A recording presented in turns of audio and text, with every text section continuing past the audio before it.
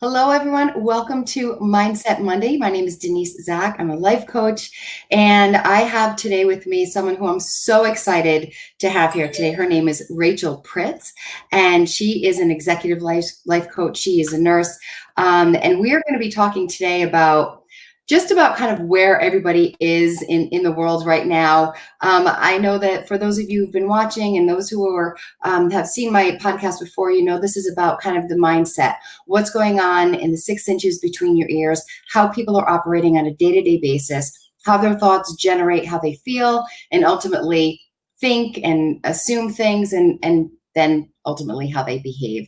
And so we're going to be talking today. For those of you who are just tuning in, thank you so much for being here, and I hope that you enjoy today's topic. So without further ado, I am going to introduce Rachel. Rachel, can you tell us, we just met probably, 3 weeks ago, I think? Yes, this is why I love the good ways that social media can be used, right? So you and I met on LinkedIn, and I'm like, gosh, she sounds really interesting. And we're doing similar work, but not exactly the same work. And so I'm always interested in learning from new people. So yeah, I appreciate that. Yeah, we just met and here we are. So I love it. Yeah. Awesome.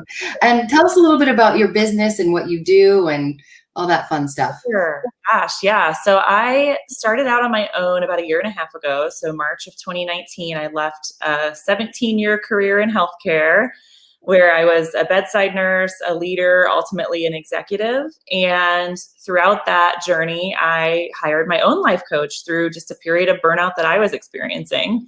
And she made such a huge impact. I always tell her that I had a pilot light lit and she dumped gasoline on it. I knew there was something inside of me that was bigger, and I needed to have help. You know, I needed to hire somebody to help me ignite that fire. And so she always says I did the work, but I'm like, whatever, we can argue all day long about this.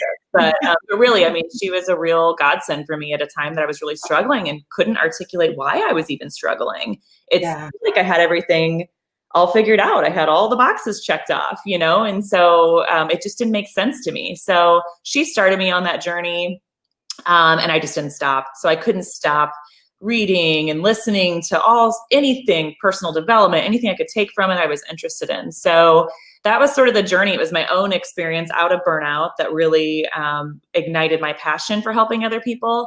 And then I ultimately went back and got certified as a life coach and started my own practice, like I said, about 1.5 years ago. And I really just have a personal mission to help grow and develop other people into their full potential. And that starts with me. So I start with myself, put the oxygen mask on myself, and then I can give that to my clients. And so it's been a great journey. It's been 1.5 years. I love the clients I work with. I love the team development stuff I do. I do a lot of leadership development in organizations too. And then I also coach the Enneagram. So if you are not familiar with the Enneagram, it is a personality typology system, but I think that doesn't do it justice. I think it's much deeper than that. It's kind of a spiritual tool and a way to kind of awaken this person that's inside of you that maybe was or has been asleep for a long time. It really challenges you, like you said, with the thinking and mindset. It really challenges you on some of the limiting beliefs you might be telling yourself. Certainly had a lot of those that came up through that journey myself too. So that's really it. I'm just all about helping people, you know, reach their full potential. So awesome. So excited. And thank you so much again for joining me today. And I, you know, just in talking with you the couple of times that we've spoken, I love your energy, and I love the work that you're doing. And I do see a lot of similarities in kind of the way that we conceptualize the world and people and, you know, getting better and feeling better. So I really appreciate your time today. I want to talk a little bit about kind of where we're at in the world right now. You know, you talk about helping people get to their best place, right? Helping people be the best that they can be. We're not talking about perfection here. We're just talking about helping people, you know, figure out what's holding them back. You mentioned the term limiting beliefs, and that is something that I talk a lot about with my clients, because so often we have these unconscious things that we tell ourselves or that we believe about ourselves. We have this story that we perpetuate via what we believe about ourselves. And one of the things that I say to people all the time is just because you believe something doesn't make it true. So What is your experience with that, with, talking with people about limiting beliefs and how it holds them back? I'd love to hear your ideology on that. Yeah, well, you hit the nail on the head that it's often unconscious, or subconscious. It's there, but we don't know it's there. So we might say there's something, you know, you know, that you have a certain limiting belief, but there's actually a deeper limiting belief behind that. And so I think getting to that is really important. For me personally, I couldn't figure out why I was struggling. I have two kids at home. Couldn't figure out why I had this immense guilt all the time. It was like, and it was almost even shame. I felt really guilty that I was at work. And with my coach, we were able to kind of dig deeper into that. And I was holding a limiting belief that was given to me by my family that a good mom stays at home with her kids. Yeah.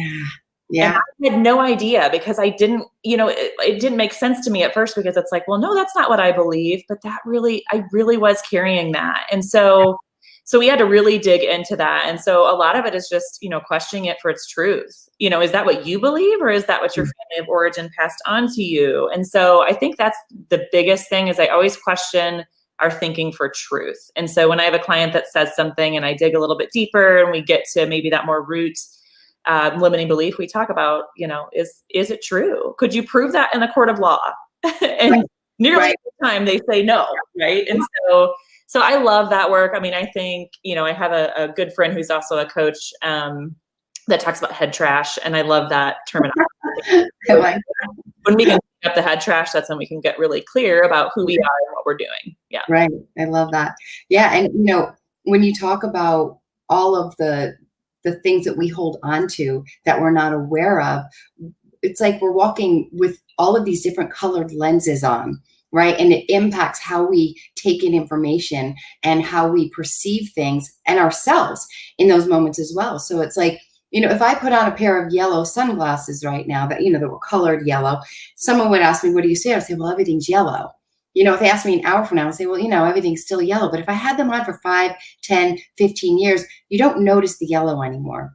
And so we can start saying things to ourselves and believing things about ourselves from very young ages. We can learn things within our family unit that we're not even aware of, like perfectionism, impatience, I'm the good daughter. I'm the bad daughter. Whatever it is, we can, and they don't have to be our thoughts, but if we hear them enough, they get ingrained, and then we wear these glasses that we put out into the world. And when you said like, tell me whether it's true or not, I always ask people, where's the evidence? Where is the evidence this is actually true? And to the contrary, usually there's all this other evidence that proves that it's wrong, but they won't take it in because they've got this faulty old belief that's been there forever, these old glasses on that they have not been able to take off. So I like to help people try to take them off, Yes, I love the glasses analogy. That's really good. That makes a ton of sense. Yeah. I love that. Yeah. So let's talk about kind of, I know I mentioned this a little bit earlier when we first got on, but I feel like, I'm a constant observer of people and dynamics, and I'm sure you are as well in the work that you're in. It's like you're always kind of picking up on energy and how people are doing. And I'm just noticing less patience, less stress management. We get to usually, and I think I said this before too, when we were speaking, but you get to the end of the summer and you've had your fun and you're ready to get back into your regular routine, your regular schedule, kids go back to school, and we don't have that this year. We have some semblance of it, but it's a little bit wonky. It's a little bit haphazard, and things are ever changing, and we're still trying to manage being parents and being, workers, and even if we're not parents, how to be a worker from, miles away from everyone else. And so I feel like, and we've been in this COVID thing now for so long, right? Or what people perceive as so long. And I think people are losing their kind of energy and momentum to keep positive and to keep going. And I'm just curious, like, have you seen that? Have you noticed it? And what are your thoughts on it? Yeah, no, like you, I love observing people. So that's one of my favorite things, is just, to think about, like, why did that person make that decision? And throughout this whole COVID experience, that's been really interesting to see kind of where people land on it. And sometimes it's unexpected, so And I'm Yeah. non-judgmental. Like I just kind of sit back and I'm like, okay, that's interesting. Tell me why that was your decision. I'm just curious, you know? Yeah. So I think here in Indiana specifically, we have this mix of kids going back to school and a lot of normalcy in some of the suburbs. And then in the larger city in Marion County, where my family is, that didn't happen. And so I'm seeing a little bit of just division there, even among friend groups and families. You know, it's like, you know, my kids are back in school. Life's really great. I'm feeling good. And then somebody else is like, what? I'm absolutely drowning over here. And I Yeah. think at the beginning of COVID, we were all kind of in the same boat, right? Like all the schools were closed. We were all doing this at the same time. And Yeah. now we're starting to see things change a little bit where we're not all doing the same thing at the same time, but we're all assuming that everybody else has the same thing we do. And Yeah. so I'm very cautious. You know, my son got to go back to a small little like cohort at his old preschool with just 5 kids. And so he's technically back in school. And that has been a huge shift for me. I mean, I do have a lot more energy when I can fully focus on business and I'm not also a you know, second grade teacher. Yeah. But then I have some friends that are not in that same boat. So I'm very cautious about, you know, talking too much about that just because it feels like a real privilege right now. Right. And so, Yeah. and really just supporting them in any way I can because I do have this energy back. But yeah, I'm seeing a lot of people more burnout now than they were even in the beginning of COVID. You know, they were running on adrenaline and now it's kind of like, oh my God. Yeah. Yeah. Yeah. What do you think that does when people are running out of steam? Like, how do you see that impacting people and you know, their functioning and their ability to manage just day-to-day stuff? Yeah. Well, I mean, I think that people are just hanging on by a thread, you know? So when they're in that space, and I was there at the beginning. So I was struggling at the very beginning Yeah. and worked through that and was able to kind of, you know, get my energy back.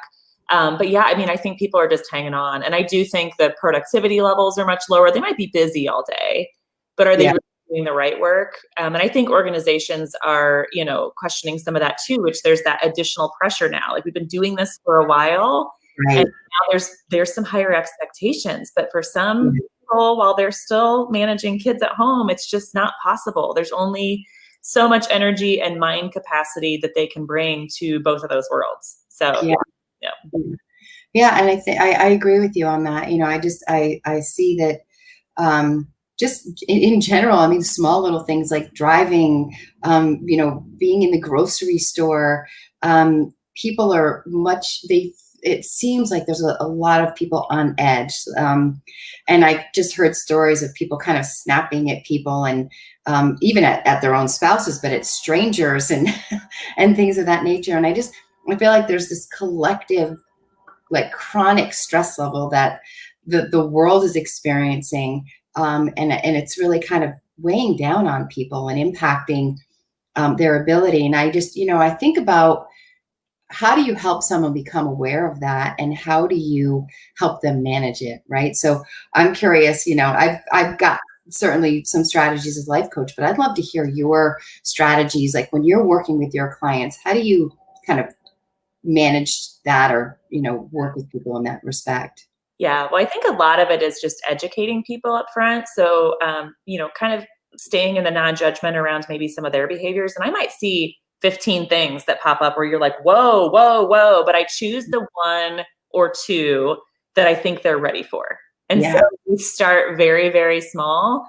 And we start with something, you know, that can just help them get a little bit unstuck. That's all they really need. And then we can on that big stuff later. That was something my coach, I mean, she still coaches me to this day, but that was Yeah. something she did at the very beginning. I had a whole list of things that I'm sure she knew needed to be unpacked. But she kind of started with the small things. And so I do think for me personally, the thought inquiry is the biggest thing when we can start just making people aware of that and understanding how our thoughts impact our emotions and our behaviors. We often skip over the thought because it comes so quickly to us or it's subconscious or unconscious. Yeah. So Yeah. we just skip over that. So, you know, like there's a circumstance, we have an emotion behind it, and then we have an action, you know, we do something about it, but we can't really change bad actions if we don't understand the thought. That's how you can change it because Yeah. the thought impacts the emotion. So I used to not understand why I was angry all the time. And it's like, well, I have these really painful thoughts that are behind that anger. Yeah. And so Yeah.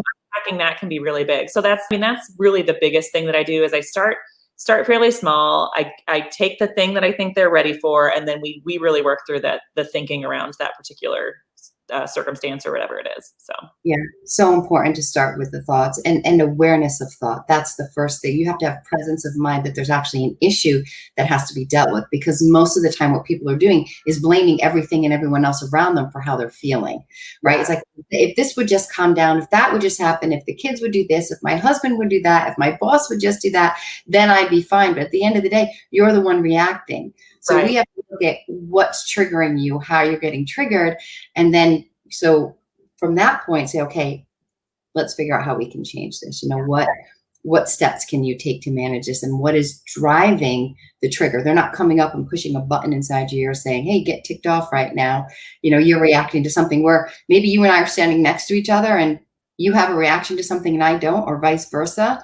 It doesn't mean that the action has dual purpose. It means that you and I are looking at it differently. Again, what glasses am I wearing that are causing me to look at something a certain way? And if you have that presence, if you can take that step back, that I kind of call it mindful presence, right? That's what I've learned anyway. In kind of my road in the Enneagram, it might be worded a little bit differently, but I know that there's a lot of similarities.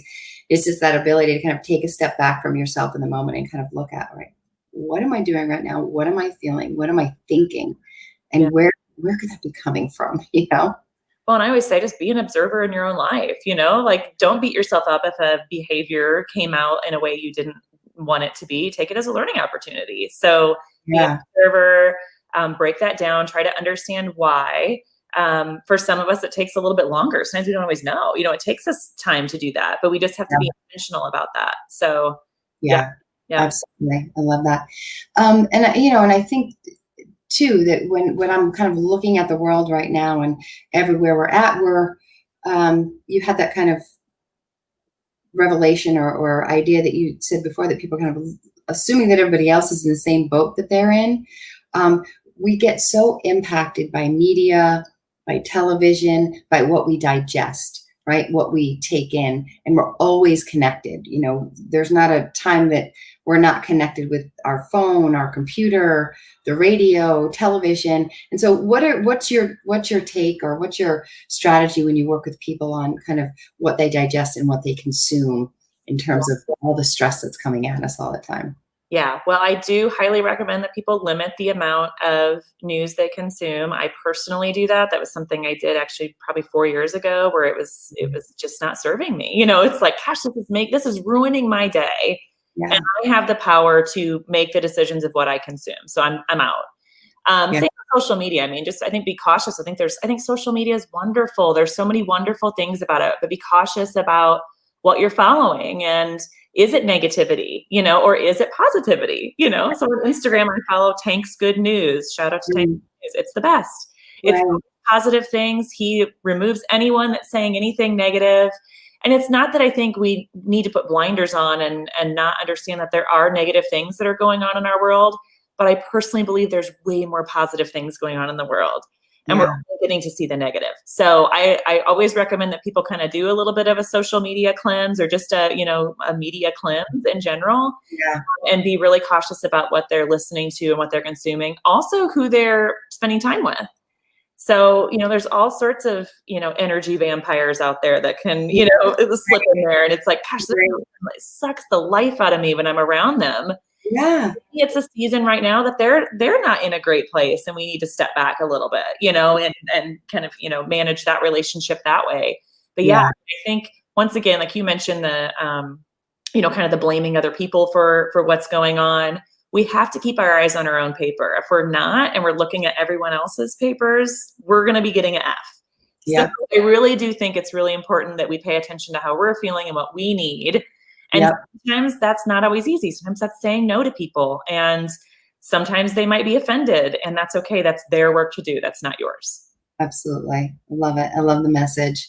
We're coming up. I like to keep these short and sweet. I feel like we've had some really cool things that we've talked about today, coming up on the 20-minute mark. I want to this is your website here, right? If people want to get in touch with you, is this one of the best ways? That is perfect. And there's always an option just to set up a 20-minute call, just like you and I did when we met. I love to do Yeah. that. I just love to meet new people. So it's fun. Awesome. And then this is your I have a really long, I don't know if there's any way to change that. I have to figure out if there's a way to change these to shorter. It's like, 42 characters long, but this is your LinkedIn profile as well. I want to thank you so much for getting here today, for, working your way into StreamYard. I know, you had a little bit of trouble getting in at first, so I thank you for your diligence in getting here. If you want to get in touch with me, you can email me at Denise at GamePlanU. You can, if you like what you heard today and you want to hear more, you can subscribe, hitting the subscribe button below. I am so grateful to you, Rachel, for being here. I know that we're going to stay connected and continue to talk, because I think we have a lot in common, and you're just a great person. If anyone is looking for an executive life coach, give Rachel a call, set up a 20-minute consult with her. Thank you again for being here, and have a great rest of your day. Thanks, Denise. Keep doing great work. Thank you. Take care.